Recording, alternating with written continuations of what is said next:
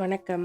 இன்னைக்கு கறி சமையலில் நல்ல ரிச்சாக காரசாரமாக ஒரு non veg recipe mutton chops gravy எப்படி செய்கிறதுன்னு பார்க்கலாம் வாங்க. இதுக்கு மசாலா பேஸ்ட் தயார் பண்ணிக்கலாம்.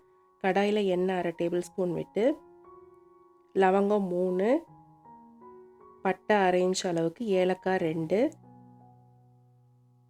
லைட்டாக வறுத்துட்டு மல்லி விதை 2 டேபிள் ஸ்பூன், மிளகு 1 டேபிள் ஸ்பூன், காஞ்ச மிளகா ஒரு 3. இது நல்லா காரமான மிளகா. நீங்கள் காரத்துக்கு ஏற்ற மாதிரி 4 5 கூட சேர்த்துக்கலாம். நல்லா கலர் சேஞ்ச் ஆகி நல்லா வாசனை வரும். அது வரைக்கும் நல்லா வறுத்து எடுத்துக்கோங்க. இதை தனியாக ஆற வச்சுக்கோங்க.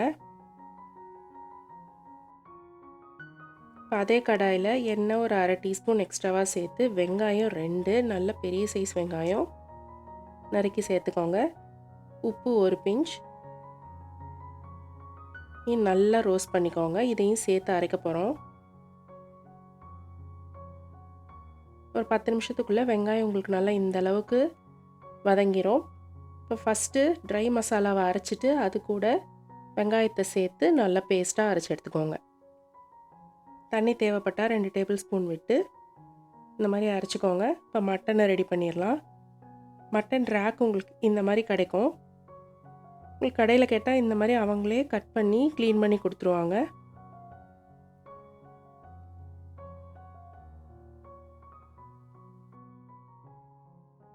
உங்களுக்கு மட்டன் சாப்ஸே கிடைக்கலனாலும் பரவாயில்ல, மட்டன் பீசஸை நல்லா பெரிய பெரிய சைஸாக கட் பண்ணி வாங்கி இந்த கிரேவி நீங்கள் செஞ்சு பாருங்கள்.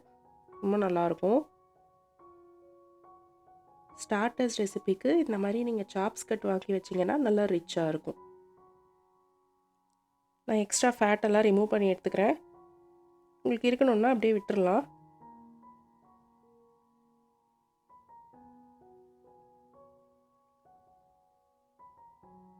நல்லா உப்பு மஞ்சத்தூள் போட்டு வாஷ் பண்ணி எடுத்து வச்சுக்கோங்க.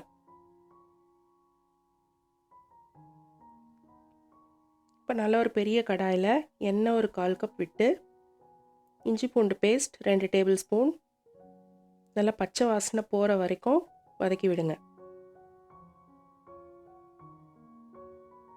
இப்போ இதில் நம்ம அரைச்சி வச்சுருக்கிற மசாலா பேஸ்ட்டை சேர்த்துக்கலாம்.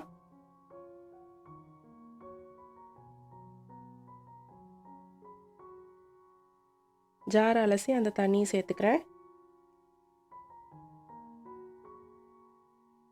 இதில் மஞ்சத்தூள் ஒரு 1/2 teaspoon, Kashmiri chilli powder 1/2 teaspoon, உப்பு 1 டீஸ்பூன், அப்புறம் தேவைப்பட்டால் சேர்த்துக்கலாம்.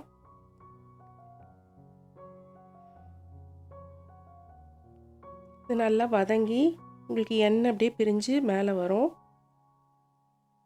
இந்த டைமில் மட்டன் சாப்ஸ் எல்லாம் சேர்த்துக்கலாம்.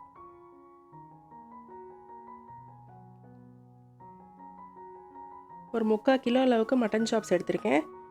இதை போட்டு நீங்கள் கிளற மாதிரி ஒரு பெரிய சைஸ் கடாய் எடுத்துக்கோங்க. இந்த மசாலா நல்லா கோட் ஆகணும்.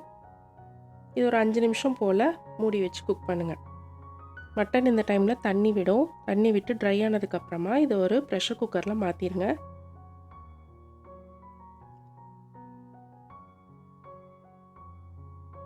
தண்ணி 1 கப் விட்டு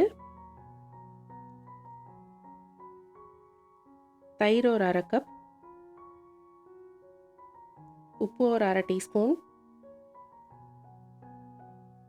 இது நல்லா கலந்து விட்டுட்டு ப்ரெஷர் குக் பண்ணிக்கோங்க. ஒரு 3 விசில், அதுக்கு மேலே விடாதீங்க.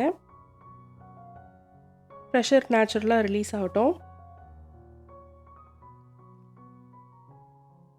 மட்டன் நல்லா குக் ஆகிடுச்சு. இப்போ அதே கடாயில் இந்த கிரேவியை மட்டும் தனியாக எடுத்து கொஞ்சமாக திக் பண்ணுங்கள்.